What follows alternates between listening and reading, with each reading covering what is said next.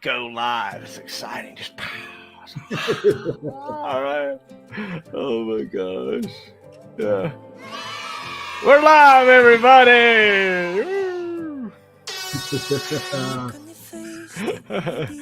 Oh my gosh. I'm here with Ernie Thornell, everybody. We're gonna have a great time tonight. Yeah, I'm gonna talk about a few things, and we're gonna get to interviewing here. Look at that, man! I love you, dude. So you look so good, man. You do. You look so friggin' good. Dude, it's been it's been a hard day for me. It's a hard year, man. But we're gonna have a good time tonight. We're gonna talk to Ernie. I want to share something with you. Remember, let me turn this down.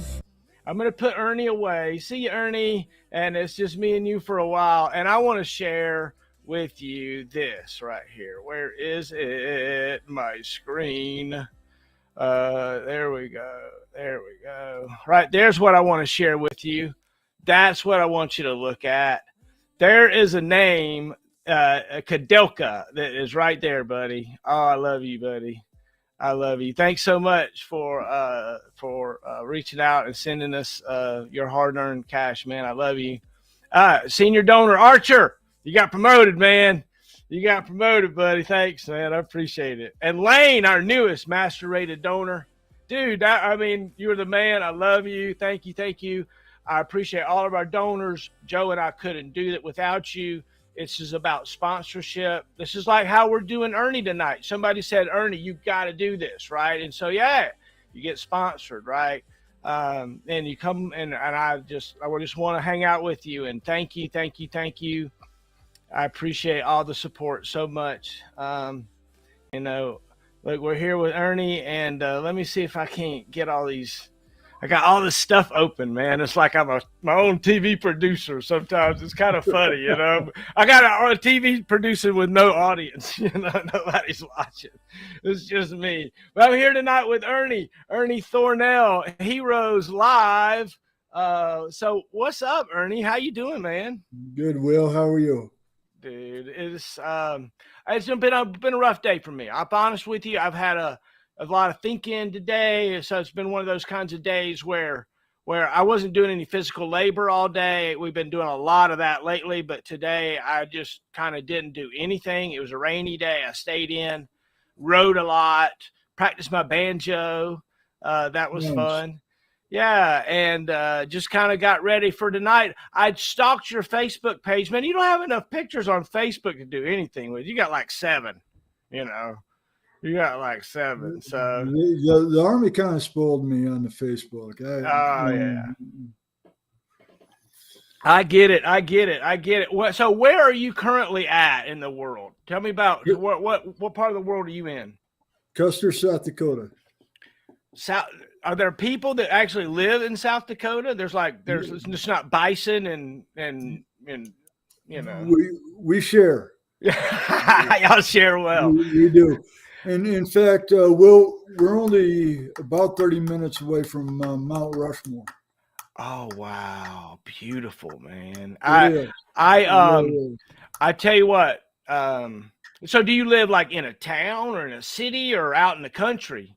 It's a rural city, southwestern part of South Dakota, about half an hour away from Wyoming.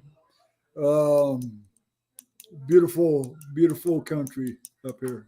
Is that where you're from? No, I'm from Arkansas.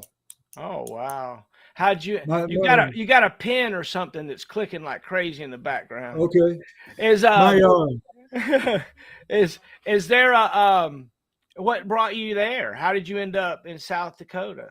The wife's family was from the area, and Mama said no water moccasins or copperheads, so we headed up here. Amen. Well, that's great, right? Mama gets to choose when Mama's good mama, right? You betcha. Yeah. Yep. And we been up here since 2013 and just hit the ground running. Tell me about Mama. Tell me about your beautiful wife, and tell me about how y'all met. Okay, here we go. All right, Fort Stewart, Georgia. All right, she worked at the defect. And I was just a hungry soldier who kept on visiting her. And then she got in trouble for giving me too many 3-egg omelets. She didn't give you an extra egg omelet. Was she a civilian or in the military? She was in the Army. Oh, I love it. I love it. And Ooh. we met back in 95 over there. Oh, that's awesome. So she mixed you up a special omelet to the point where she got in trouble? Really? Oh, she got a little hot water over it, but she shortly found out I was worth it. She's like springing them extra special mushroom bits and bacon bits and stuff on A you. little bit, yeah. There you go, trying to get you hooked, man. That's cool. So look, so she was an Army cook. She was an Army cook, yeah. Oh, yay. So what's your favorite dish that she makes now? She makes a very mean enchilada dish. Originally being from Texas, somebody taught her how to cook enchiladas right. Amen. So they're good. Oh, that's cool. That's cool. So how did you tell me about you growing up? Arkansas, were you a neighborhood kid or live in the country? Did you tip cows over on the weekends? You chase chickens around? We did some cow tipping, but the pastime was going catfishing all night long. Oh, I've been on some all night long catfish. So all right, so catfish Charlie or liver? What's your favorite? Oh, chicken liver from the grocery store. There you go. Yeah. Yep. And then you get into the bass ponds, they got bass as big as us down there. Oh, wow. Wow. So if you're a bass fisherman, what are you throwing? Like, I'm a plastic worm guy. Well, I thought I was a fisherman until I got up here, and now I'm trying to figure out how to catch walleye. Oh, yeah. See, they're good tasting. I bet. That's like lots of deep rigs and trolling and thermoclines and it's kind of weird, right? It is, and I'm still learning all the ins and outs on that. But I'm an old Rapala guy when it comes to the bass. Oh wow, the lures. Rapala, huh? Wow, that's all. Yeah, that's classic, right? That's a classic lure. That's a classic lure. Tell me about your animals. I hear a dog in the background. Tell me about your pet. I'm a hound dog guy, so I got a couple basset hounds. Oh, yay, right? Aren't they the coolest, right? That's the coolest dog. They're the best. They're the best. Big old child, long floppy ears. Oh, you bet. You got any, Will? No, I do not have any animals. No. I am not responsible enough. I'm going to get a plant soon. I promise I'm going to get a plant soon. Yeah. There you go. What is it that you like, most about your bond with your animals? They're always happy to see me when I come through the door. And that's so neat, right? I can't do anything wrong. They get their biscuit whenever I come through the door, so I don't know if they're happy to see me or they're happy to get a biscuit. Oh, that's great. That's great. It's wonderful to have the bonds that we have with our animals. I really think that. Tell me about you growing up as a kid, Ernie. Were you were you rambunctious or were you quiet? Did you chase the girls around and try to kiss them or, Well, born in Buffalo, New York, 10 years in Wisconsin, and then finally Arkansas. I was pretty outgoing, but I like my athletics, and I think I got that little taste of winning, and figured out it doesn't come easy. So, through hard work, I think that's the key to dang near anything. Amen. Right? So, and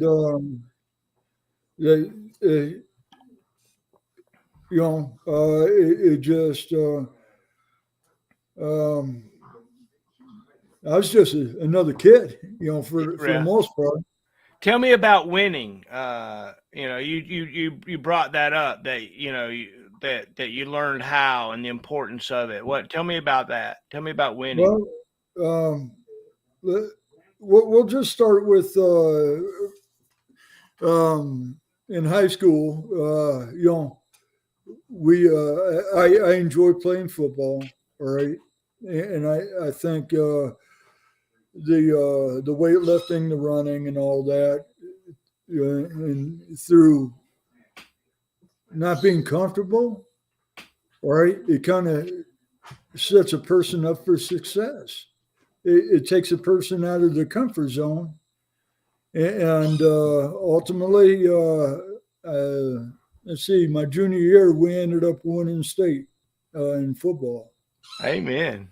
and I was blessed to be one of the defensive tackles, and be a small part of that success. Yeah, isn't it neat how like having something to hold on to, like I was a state champion football player, or I won Soldier of the Quarter, or for this Hmm. thing, or I have a trophy that shows something, right? Isn't that neat how solidifying that is to something that we can kind of hang our hat on, that if nothing else in my life, I'm a winner because of. Isn't that neat? You know? Well, you're spot on, because I think I think it fuels the fire, for later down the road, you Yeah. know, because every good soldier deals with adversity. All right, but at the same time, it's how you react to it. Amen. You know, Amen. Amen. and um, that's how it all started, really, So for tell me. me about Private Thornell. Um, well, I've been accused of being one of the best field soldiers in the field, and learning at a young age to shine boots and press uniforms. All right, and then it's funny because I didn't stray away from the hard work, and you see different folks, and I kind of just I just kept my eye on the task at hand, Amen. kind of thing, Amen. and it worked out. So what did you find that you were good at in the army? Like, were you good at marching, or were you good at running? Were you good at push-ups, shooting? Um, um, that's a good question, and to think of it, um, yeah, I I learned very young, all right, how to be pretty proficient at digging a foxhole, and uh, it seems like the shovel would fit pretty good in my hand for some, or the e-trenching tool. I tell everybody, I tell everybody that I was in the army, so I'm good at two things: digging holes and toting stuff. Yeah, and I mean, it was a progression, and you know, I had some super leadership that didn't get frustrated with me. Right? They learned through repetition, and on the job, it was going to happen. All right. It was just a matter of repetition and keep pounding it in my head. Did you find that things came easy to you, or that you had to really work hard at things? Well, certain stuff it was a little harder, and I'll tell you about that here in a moment. But you know, it was nothing for me to be able to stay up till 11 o'clock, shining, pressing uniform, shining boots, and stuff like that. And all that good stuff. And I knew how to keep a clean doggone room and all that. But um, as I was starting out, I was a dismount off of Vulcan. All right, as a Stinger. Stinger Under And Armour. I was Under Armour, and uh, I grew to like that 20 millimeter Gatling gun off of that doggone thing. So I was able to bleed into the operation of the gun, and to include being proficient as Stinger dismount and all that good stuff. And that's something that they smiled upon. And Amen. I think while I was in, the mechanics really enjoyed me because, all right, even from Private Thornell all the way to I got out. All right, there better be an operator right next to a mechanic. All right, fixing the equipment and learning the ins and outs of the machine. Just to share the information, share the knowledge.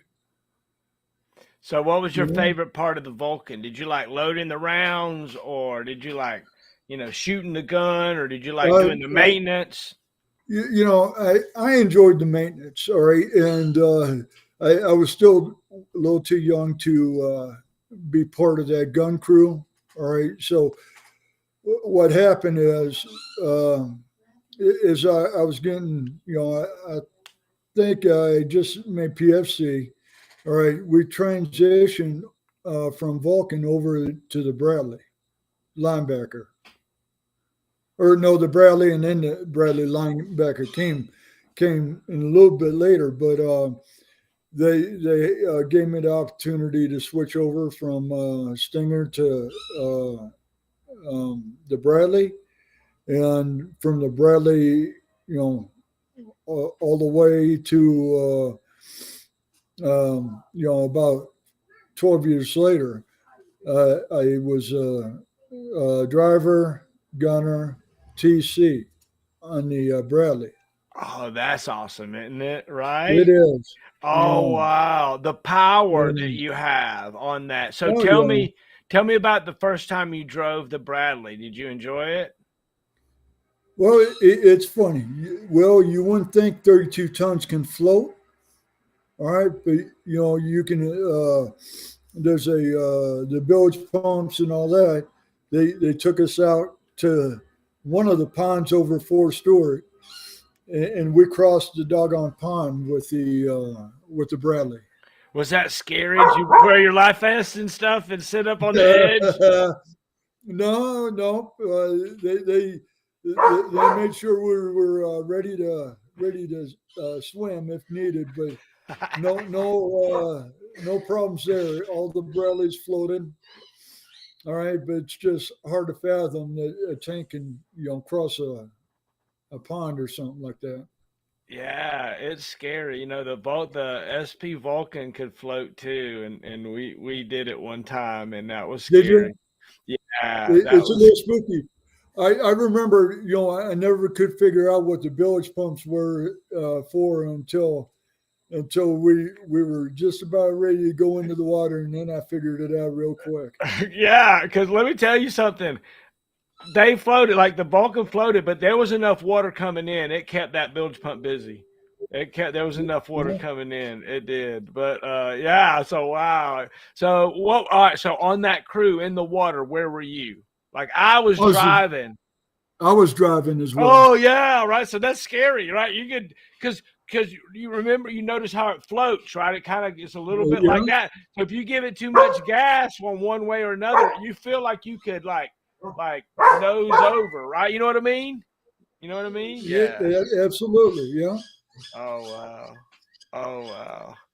Oh my gosh! Look at our buddy Matt Dreyer says I love Vulcan stories, a lost art. I love you, Ranger. Thanks for hanging out, man. We're here with Ernie Thornell, man, a hero I know on Heroes Live. It's so great that you guys are here. Thank you so much. Uh, so Ernie, tell me about like becoming a sergeant. Was that something that came easy to you? Was that something No, that you worked at? it took a lot of effort for me, just for a simple fact. I I ended up having to go to the board 4 different times for the promotion board. You know, they prepped me through the soldier of the quarter board and everything, and 4 times I went to the E5 board, and you know, it was it was a development for me where I had to I had to step up. All right. You So know, if I wanted it that badly, all right. right, I'd have to, calm down my emotions, all right, and let my knowledge show through. So what was hardest for you to do in that? You know, you say you had to calm down your emotions and let the knowledge because I mean you obviously, know how to do it. You obviously go through the training like everybody else. What was your hardest part in that? You know, I think the hardest part of that, you know, I knew all the first sergeants. I knew the battalion CSM. All right, they knew me, and it was conveying the information, the knowledge that I knew. All right, and swallowing down all the nerves and just go out and execute what needed to happen. Yeah, it's wild how we can know what to do and we can do it, right? We can have all the information and we can maybe write it down if we have to, given some time. But those boards that they send us to for promotion and things, they're Mm-hmm. they are for a very specific skill set of people. Like I was great at them. I like stand up and tell you, ask me questions, blah, blah, blah, blah, blah. I could just do it. It just came natural to me. There are so many of us that it doesn't come natural to you, like you, Ernie. You're like, hey, it was tough for me. I had to practice a lot. I had to learn. It's not that you can't do it. It's not that you weren't doing, but there were certain hoops in those days and continue now that keep us back sometimes from, many times. One of the things I wish I could say as a leader, I wish I could sometimes like literally sponsor somebody. Say, look, leader up here, you may not know, but this person needs to be promoted and we can do some alternate board process. We don't have to make them stand a certain way and say a certain thing in the moment. Let's let it move forward. Like I would tell you, one of the things I'll never forget, Ernie, is we had a an individual in my unit that had a like a stutter, and the board was killing him, and they was kicking him out. And I'm like, come on, people, come on, come on. And and so hopefully we've got over some of that, right? Hopefully we can find ways to realize that if you're not great at standing there and answering questions and being interrogated, then there's other ways of doing it sometimes. What Mm-hmm. was the things that you found that you were good at? You said you were good with a shovel and you were good at the motor pool and the maintenance, right? I get it. I get it. Yeah. Well, I'll just back up, and then we can talk about that. Will, but uh, after that step, and I got the P status. All right, the boards were a breeze. Oh, It was yay. just I I was my worst own enemy on that.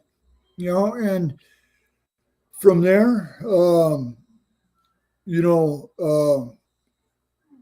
my mainly, you know, I enjoyed. I started once I picked up five, right, and making, cutting off that bridge with all my E4 buddies, which gets to be a little painful.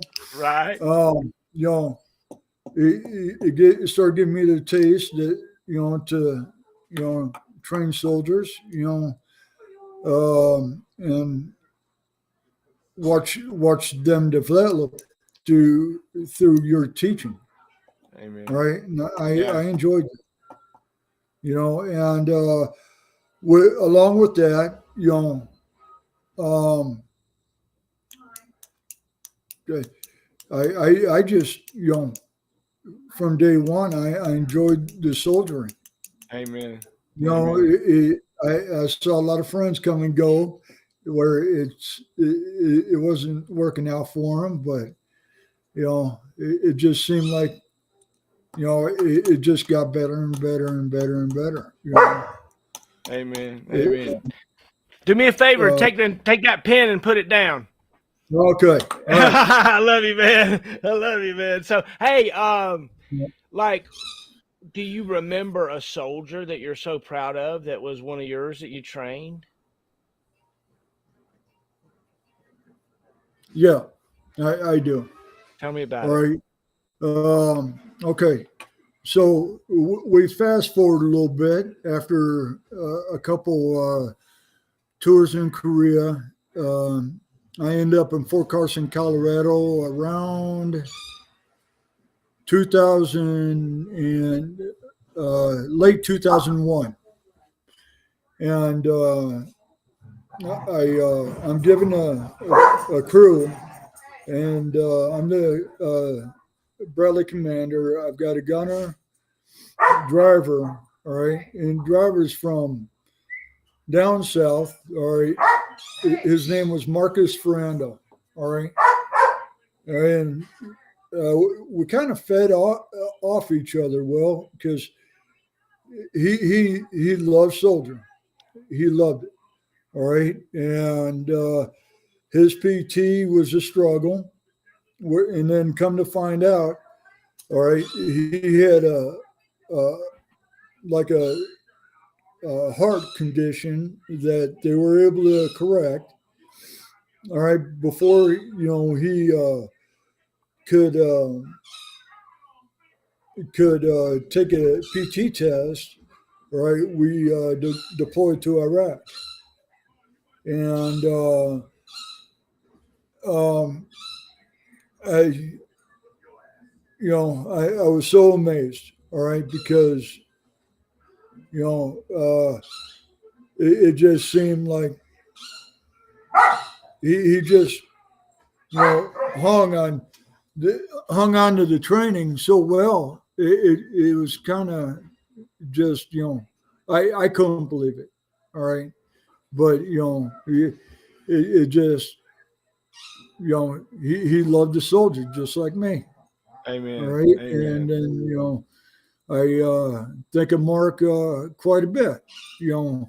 And we stay in good contact. Talk to each other. All right, but there was a situation over in Iraq. All right, that I was given the opportunity to go back for R&R, and thinking I was doing the right thing. I put Ferrando in my place. All right, to go home and spend time with the family. Well, part of the transport from where I was to Baghdad, all right, the Chinook was shot down. All right, and he was one of the few that made it, and ended up getting a medical out. But I've got fond memories of when we were together, and keep in contact with them. My kind Amen. of people will. Amen. Yeah. So what was your favorite part of the Bradley? Like, if you had to, okay, so like we're gonna go, all of us are gonna go jump in, and you got dibs on the first spot. Where are you gonna be sitting? I think I'm going to be the gunner. Oh, you're gonna be the gunner. All right. Are you good Yeah. with the gun? Well, what I could manipulate the 25 pretty good, I and love it. Yeah. you know, I had you know, I, I had a little fun with my gunners. Whenever they would jam up the gun, and you know, I show off a little bit, but I knew the gun fairly well. All right, Amen. and it. um, I was when we redeployed. I put my 41A7 in for Master Gunner School to for the Bradley, and everything looked like it was going good until my doggone first sergeant told me to check my AKO. All right. And I've got a duty station assignment at Fort Sill, Oklahoma.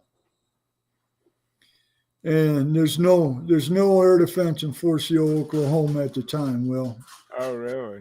yeah. Oh boy. So they thought it would be a neat a duty assignment for me to go be a drill instructor. Oh, okay. That's great. Go be a drill sergeant, huh? Yeah, yeah. Do good at being a drill sergeant? Do you enjoy that? I enjoyed it. I didn't enjoy passing myself whenever, I was coming in and I was leaving at the same time, kind of Yeah, thing. right. But, Golly, 20 I hours mean, a day. it's a tough assignment, but, I enjoyed it. Yeah. So what was your drill sergeant nickname? What did the troops call you? Um, Troops, they didn't have a choice to what they called me. My battle buddies called me Crow Mag. All right, Crow Mag. I love yeah, it. like the Crow Magnum, man. I love Uh, it. and you know, it was it was a ride. Well, I mean, oh, it was a ride. And what was interesting, me and another buddy I ended up going to Iraq with, Will Vanskoy. All right. Me and him, went on the trail to Fort Sill at the same time. So we kept tabs on each other. Who? What did you say his name was? Will Vanskoy, Van Scoy. Oh, cool, cool. That's awesome, right? right? That's awesome. And we ended up going to Fort Leonard Wood for drill instructor school together, and just kind of did our best to help each other. Amen. That was an experience right there. I bet. I bet. So, what was it like to be a drill sergeant, to have all these fresh young troops that were looking for your leadership? You know, it was interesting, all right, because you get all these folks from different parts of the U.S. and uh, they all bring their own way with them, and first couple weeks you're putting ways in the back pocket, and sometimes that's easier for certain folks than others. All right, and then you just start going through all the basic soldier skills, BRM, and the gas chamber, and then the bivouac, and graduate. Amen.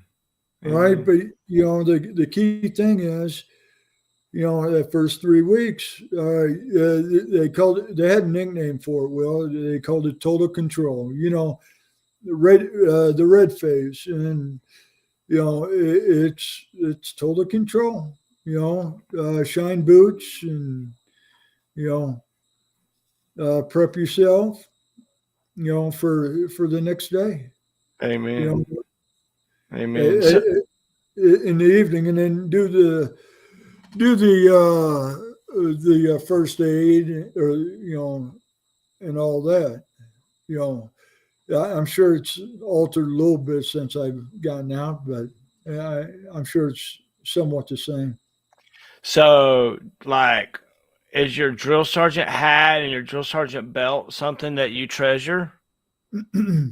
Well, every now and again I'll look at it, and it's a little dusty right now, and it's funny. All right, I've got one on the wall that it has all the salt on it and all that, and then I've got my other one. Uh, my dad was pretty impressed with what I was doing, and he had a beautiful cherry hat press for me, for the dress hat, and Oh, that one's wow. still in there. Oh, And that's great. it, uh, but I look up to it and kind of smirk, and you know, it's funny because nobody would have ever thought it, well, but it's just amazing looking up at it. Amen. Good memories. Yeah, yeah. What well, what do you remember most about being a drill sergeant? Was it the early mornings, or take care of your equipment, or having soldier problems? What was it? Um,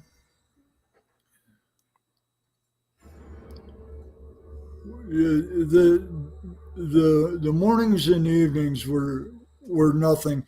Uh, it was it was looking each and every one of them in the faces. Before PT. All right. Uh, it was just amazing seeing the bay just full of soldiers. All Amen. right. And instilling in their minds, right, that there's tasks, right? Everything was task oriented for basic, and developing the awareness of those tasks.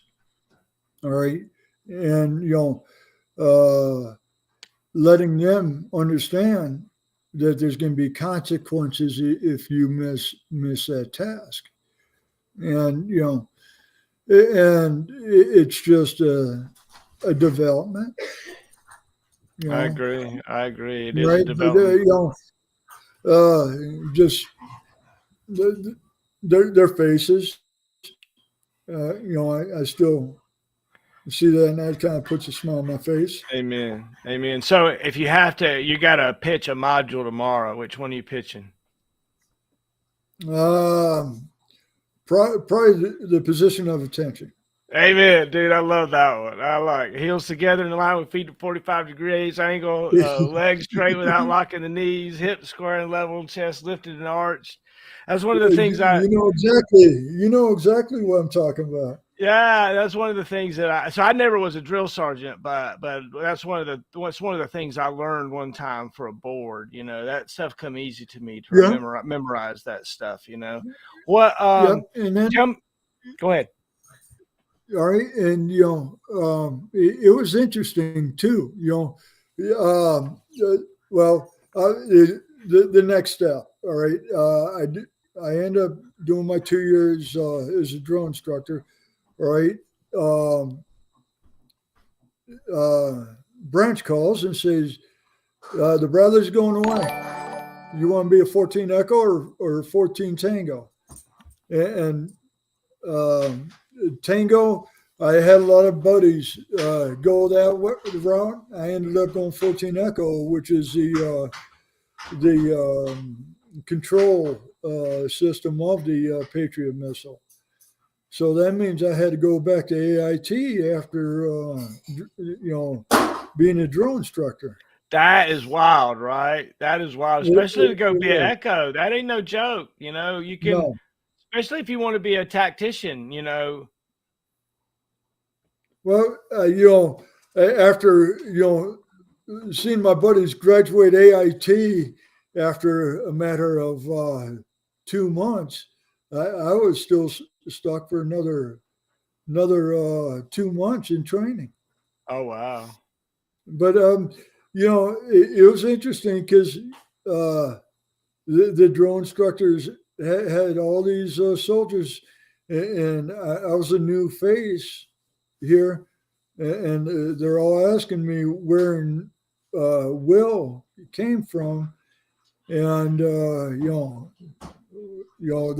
they were pretty jealous that we actually came from Fort Seal Oh, wow. as a BCT drill instructor. And it was just an interesting time, Oh, going yeah. through that. Oh, yeah. So what was echo training like? That's that's a whole different world. It is. We still had like the crew drills and combined tasks that we had to develop, and then going into the doctrine of Patriot, all right, all the way from lockstep from you know um, employ to initiate the programming, troubleshoot the hardware and software, and then after that they touched on the tactical piece of the Patriot command and control, and by that point, I ended up coming on the list for 7, and end up starting out, with the soldiers. They're rejoining the service, the army. All right, they call them the transitions, either Right. to the 14 Echo, 14 Tango. All right, and then ended up going to S3 after that. All right, and then when I started getting involved in the S3 and understanding the mission, all right, they found out that I was coming from where they were going with the BRAC, so I was able to help with somewhat quite a bit of coordination, That's being awesome. part of the S3. Yeah, that's awesome. So you were helping move from Fort Bliss to Fort Sill. Yeah, That's and be cool. part of the Fire Center of Excellence. I love it. I love it. Yep, and then that was a strange time too, because artillery had some mixed feelings, but they didn't have much of a choice in it. Right. Yeah, they had to move over a little bit. It's a A little bit. weird marriage, yeah, right? Yep, and then before that, though, I was still we were developing training for the AIT students while we were still over Fort Bliss when I think it was First Armored that was coming in, and we had to do some sharing with them. Yeah, yeah. So Joe Benson, that's where you met Benson? Yep, Oh, yep. great. Sure Tell me a enough. story. Tell me a story on old Joe, man. Oh, let me see here. Well, I remember I don't remember when we met, or I will, but I remember, he knew how to lead troops. And I'd see most of the instructors and the troops out there for that bivouac that last week, all right, and you know, Joe, I was very impressed with how Joe moved those troops, Amen. over there, and I got to know him, all right, but at the same time, I wasn't, I was, part of the enemy in that S3 shop though, too, Right. right, You were the because bad guy. I had certain folks that I worked with, and I I ultimately the coordination of all the equipment and class 6 needed out there, class 5, class 1, the necessities of soldiering, and also have overwatch of the you know the bivouac operations. Did you say you know Sergeant Folks, Mongo? That name sounds familiar. I haven't Mongo, heard of Sergeant Folks, is that what you said, Folks? it. No, I'm sorry. I'm sorry. no. I'm And sorry. then no, and you know, um, we ended up going to Fort Seal, and then they thought it'd be interesting for me to go over to 1-7 over at Fort Bragg, Oh, wow. and that's where I finished up. But before I did, uh, they couldn't make up their mind if they were. I was a platoon sergeant for the Echoes, but the outgoing first sergeant was leaving, so Command Sergeant Major Gutierrez asked me to step in, and I got my battery. It's Amen. Yay. E7, Yay. and then the rest was history. I retired out in 2013. Amen, First Sergeant. Amen. Amen, First Sergeant. All right, it's really cool to stand up there every morning and call a group of people to attention, right? And to lead them. And so thank you, thank you, thank you. You're a great hero, dude. You're a great hero. So, um, you know, as you transitioned out of the military, what was that like? Did that come easy for you? No, no, it didn't. And I dropped my paperwork in 2012 and 2013. All right, I started terminal leave and all that, and I had not a clue what we were going to get into. I visited my family down in Arkansas, and then we headed north after that, and just you know took whatever was in front of us, Amen. kind of Amen. thing. It was a transition, right? And I probably I probably could say that I wish I'd you know um, groom myself a little bit better, but it seemed to just work out. Yeah, right. It just always just works out. I'm here, right? I guess I'm alive. Yeah, I'm breathing. yeah.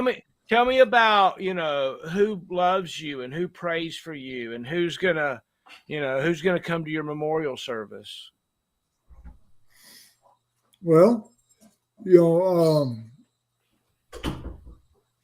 we all pray for each other. In my mind, will. Uh, you know, my beautiful bride of 26 years.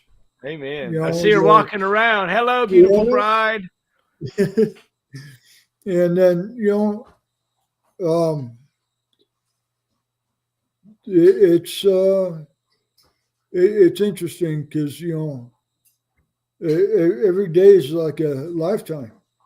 In my mind, and just want to help. All right, and do the best you can do. Amen. Amen. Um, you know, I'm a member, legacy member of the VFW. All right, I'm more active in the Legion, and we some ceremonies on Monday.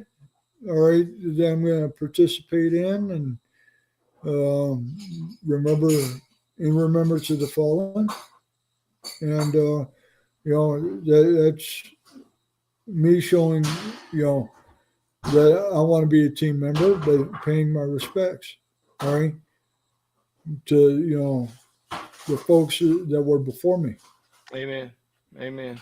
What's it like to, leave a legacy? What's it like to look at your offspring or your grandkids or those that look up to you and say, I was a gunner on a Bradley, I was a TC on a, I did some stuff, tell me about living that legacy. How did that go for you?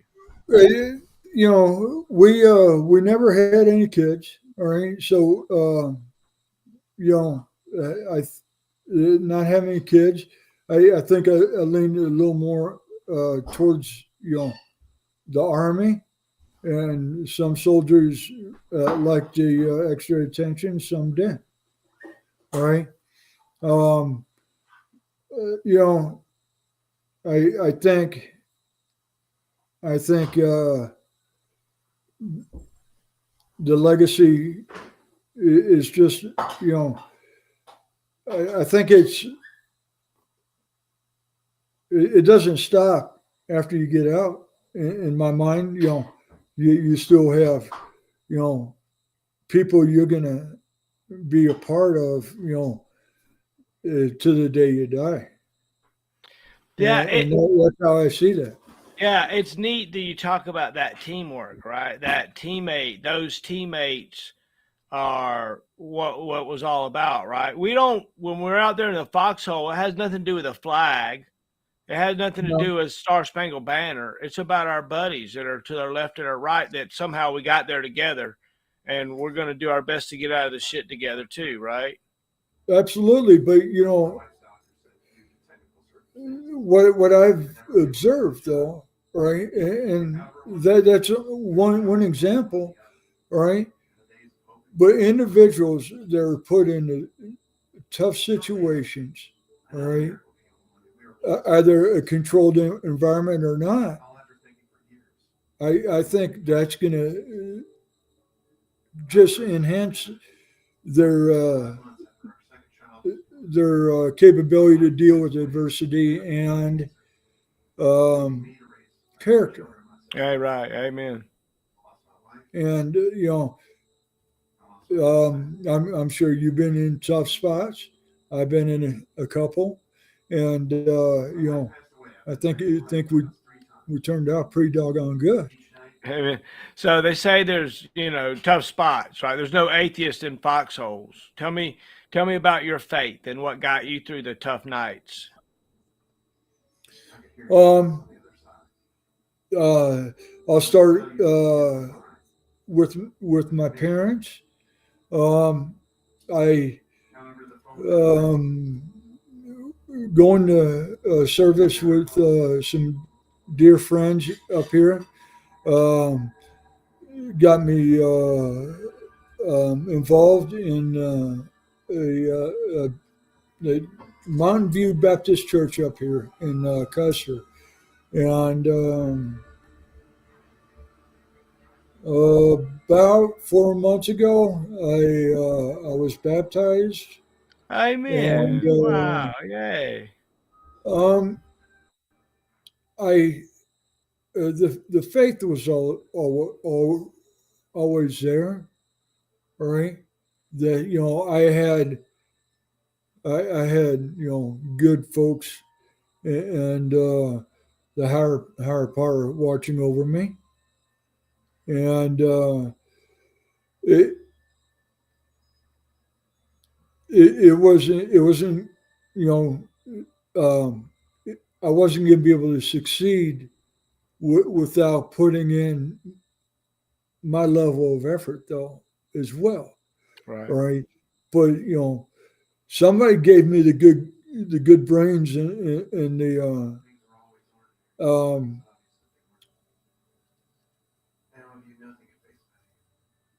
the want to succeed. Amen. Right. That's so Um, awesome. but you know, um, but at the same time, I wanted the I wanted for each person that I was ever involved in, right, to have the same thing I did, right, and everybody's different, yeah, but I wanted them to at least have that taste of success, right? So it could be addictive to them as it was for me. Oh my gosh. That's so awesome. That's so awesome. Thanks for sharing, Ernie. I appreciate it. We're here talking to heroes like Ernie on this Heroes Live, and it's so awesome to sit and spend a time talking to our veterans that have stories that have been there, that have had to duck and cover, and have had to return fire on the enemy, and have had to help their buddies when they've been down. That was laying there cold at night, wondering, is it too friggin' gay to lay next to my buddy and get warm? It's been that way. If you had to go back, Ernie, and live 1 year again and do it over, do it better because you just want to live the party again. Is there a year or a thing you can think about? I'm doing that. You, you know, there, uh, I tell you what, I think what was probably the toughest training, for me, I was stationed over at Fort Stewart, Georgia from 92 to 97. And, you know, 24th ID, they train, right? Being part of 18th Airborne Corps. And, they meant business, right? But I don't think without that stepping stone, you know, I I I don't know if I'd have turned out the way I did. But I mean, I I tell you,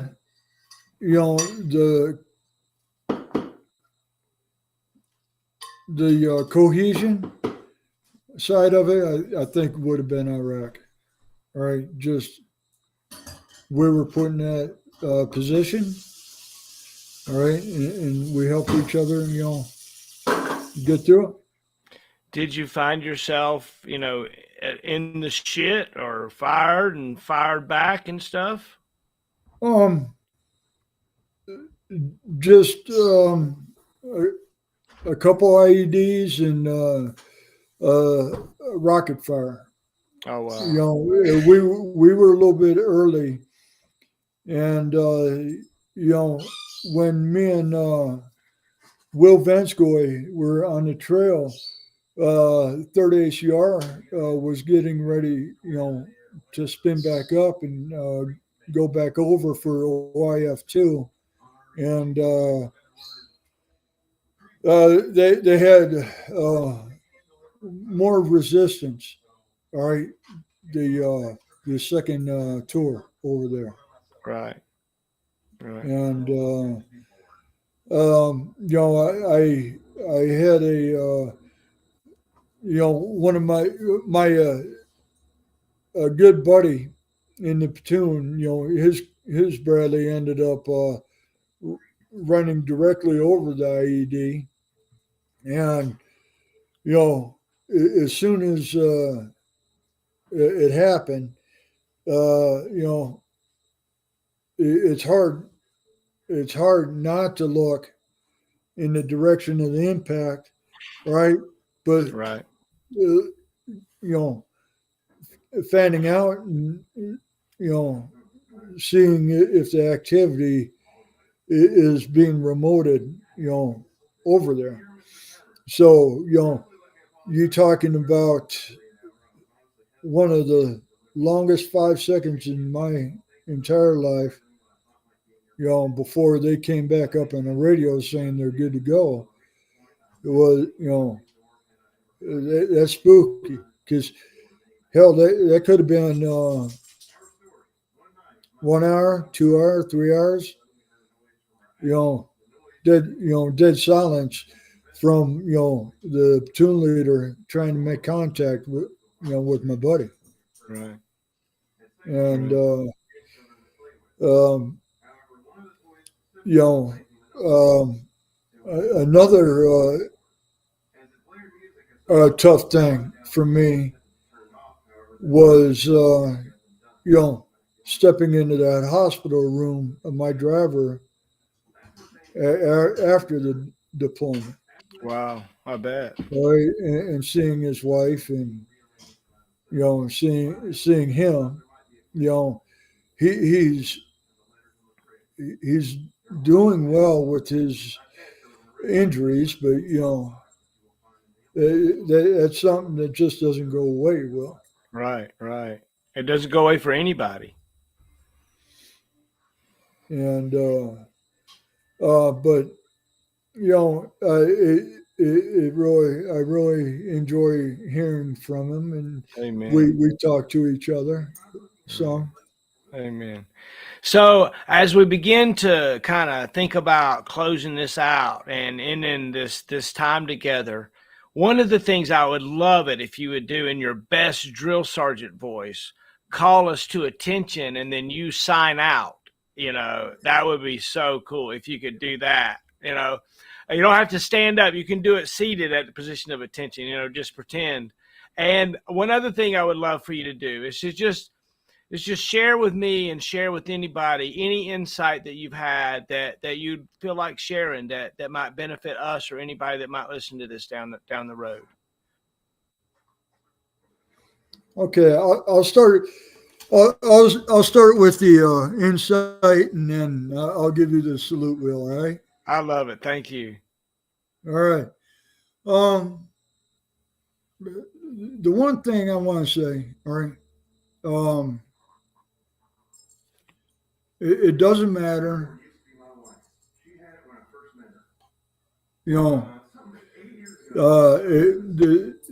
if you have a good day or not so good day. All right. You got to do it all again tomorrow. And you have the opportunity to make tomorrow better than it was today. All right. Why would you set yourself up for failure and not do that? And it just if you have the opportunity to help somebody out, make their life a little easier, why won't you? Amen. Amen. Great advice. All right, you ready, Will? Yes, sir. I'm ready. I'm set. Hold on. Okay. Battery! Attention!